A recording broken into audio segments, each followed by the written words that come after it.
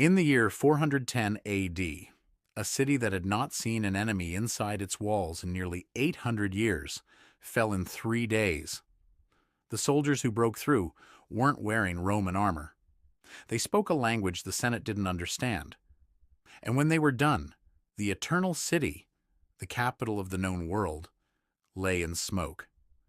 How does an empire that once controlled 60 million people, stretching from Britain to Egypt, collapse?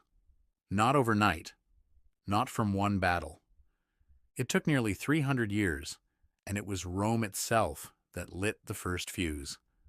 This is the story of how the greatest empire in the ancient world tore itself apart from the inside, long before anyone outside ever got the chance.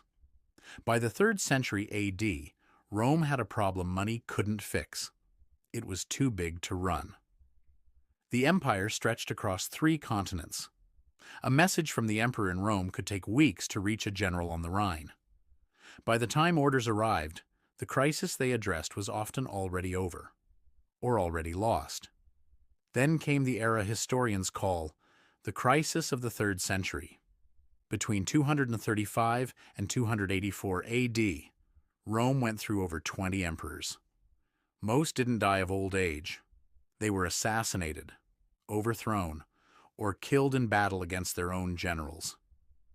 Rome's greatest threat wasn't outside its borders. It was the ambition inside its own army. At the same time, the economy was quietly collapsing. Emperors needed money to pay soldiers and buy loyalty, so they did what desperate governments have always done. They debased the currency. Silver coins that once held real value were mixed with cheaper metal again and again, until the coins were barely more than bronze with silver paint. Trust in Roman money collapsed. Prices spiraled, trade slowed. And on the borders, the pressure was building. Germanic tribes, the Goths, the Vandals, the Franks, weren't the disorganized barbarians Roman writers like to describe. Many had fought alongside Rome as allies for generations. They studied Roman tactics. Some even served in the Roman army. The wall between Roman and barbarian was far thinner than the empire wanted to admit. By the end of the century, one emperor recognized what nobody wanted to say out loud. Rome, as one empire, might be ungovernable. In 285 AD, Emperor Diocletian made a decision that would define the rest of Rome's history. He split the empire in 2. One emperor would rule the west from Italy. Another would rule the east from the wealthier, more defensible lands around modern-day Turkey and Greece. It worked. For a while. Diocletian's reforms stabilized the currency, reorganized the army, and gave the empire breathing room. His successor Constantine went further, founding a new capital in the east, Constantinople. It was a masterstroke. The eastern half, safer and richer, would go on to survive for another 1,000 years after Rome fell. The western half would not be so lucky. Because while the east thrived, the west was quietly running out of soldiers, money, and time. The Roman legions, once filled with Roman citizens fighting for Rome, increasingly relied on Germanic recruits, men whose loyalty was to their commander, not the Senate. Meanwhile, far to the east, a new and terrifying force was on the move: the Huns.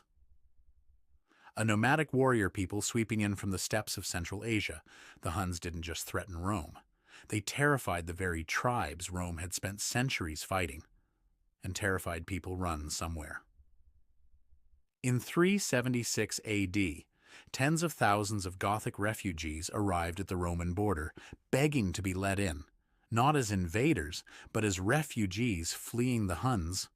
Rome said yes. And then Rome mismanaged the crisis so badly. Corrupt officials overcharging starving refugees for food, in some accounts forcing them to sell their own children just to eat, that the Goths did the one thing Rome never expected. They rose up. In 378 AD, at the Battle of Adrianople, a Roman army, one of the largest fielded in a generation, marched out to crush the Gothic uprising. They were annihilated. The Roman Emperor Valens himself was killed. His body never recovered. It was one of the worst military defeats in Rome's 700-year history, and it proved something the empire could no longer hide. Rome's legions were not invincible, and the people they'd pushed to the edge could beat them. The following decades were a slow bleed. Usurpers fought each other for the Western throne, while the actual borders went undefended. Britain was abandoned entirely by 410. Rome simply told the province it could no longer protect it and to defend itself. Roman generals spent more time fighting political rivals in Italy than the tribes crossing the Rhine.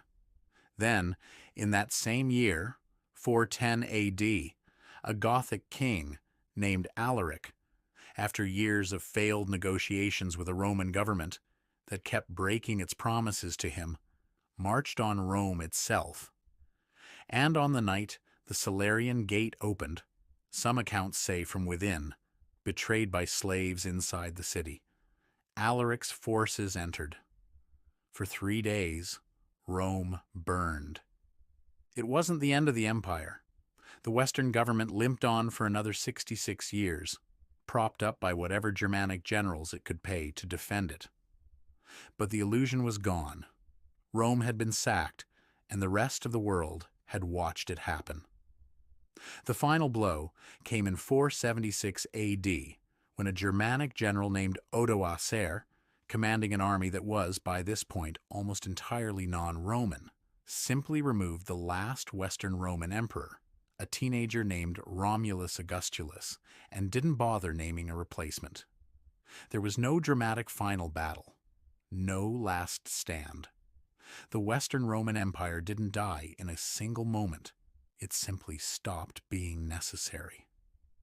The title of Emperor of Rome was sent to Constantinople, and the West carried on under the men who had, in truth, been running it for decades already.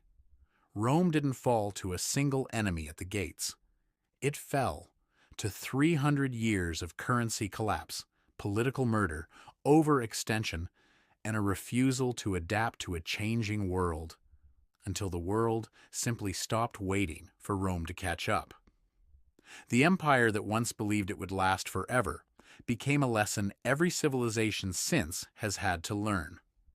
No system, however powerful, survives by assuming it's permanent.